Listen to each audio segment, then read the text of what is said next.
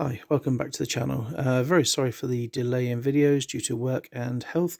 We haven't actually made any videos for 2 or 3 weeks now, but we should be back on it now, so please stay tuned.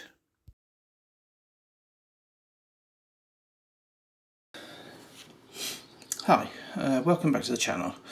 So at the moment in the UK, we can't get any of the Alliant powders related to 15, 16. I can't find any anywhere.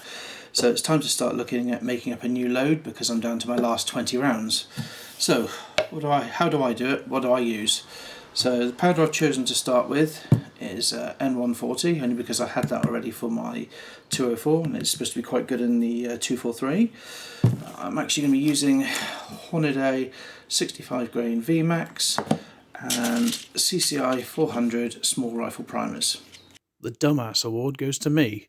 Those are actually my Creedmoor primers. I use CCI 200 in my 243 large rifle primers. So, where do I start? How do I go about this? First thing I do, go to my manual.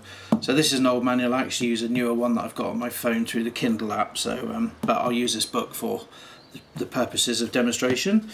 So the way I do it is I will look up the calibre, which I've got already here. So as you can see here, Winchester 243. If I go over and look up the projectiles I will be shooting, which is a 65 grain VMAX using N140 powder, which, excuse me, because that's upside down. The maximum charge I can do is 42.4 grains, and that is the very maximum for around 3,600 feet per second. So that gives me a starting point. So I use this sheet created by the 6.5 guys, which is actually brilliant.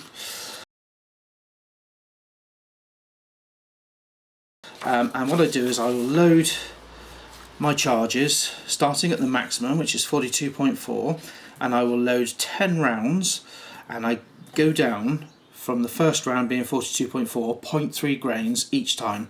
So 42.4, 42.1, 41.8, 41.5, and so on until I get to the lowest round.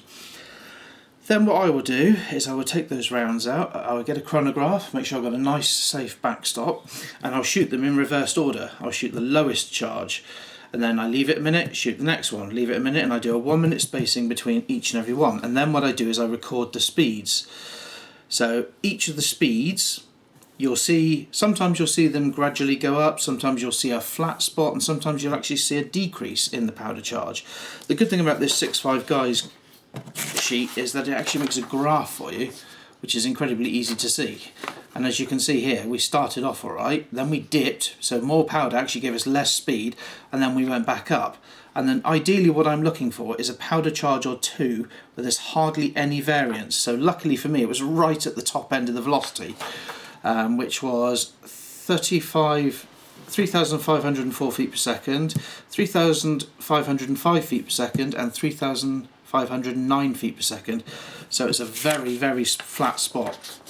So usually what I would do, if I only had 2 charges that had hardly anything, I would load in the middle there, but obviously because I have 3 here, I'm going to pick powder charge 11. And then what I will do then is I will then go out, I will shoot some groups and train seating depth until I get the accuracy and the velocity that I want. So we've done this bit, we've built the bullets, we've shot them across the chrono, I've got all my speeds for all my different bullets.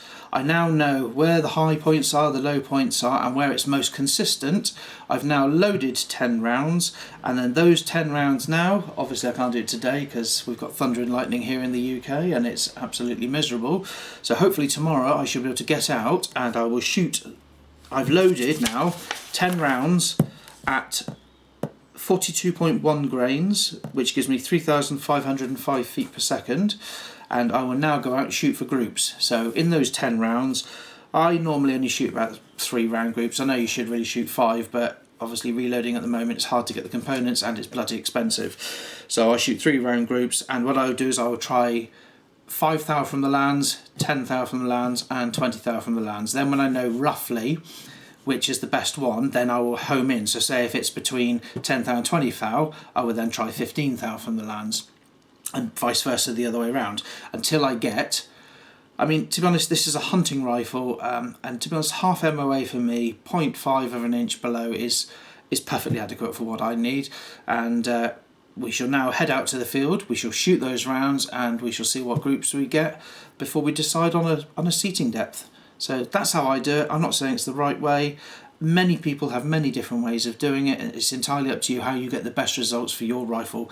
But over the years, doing mine and my friends' rifles, this is a very quick way to shoot a very small number of rounds to get a round that'll shoot sub half MOA.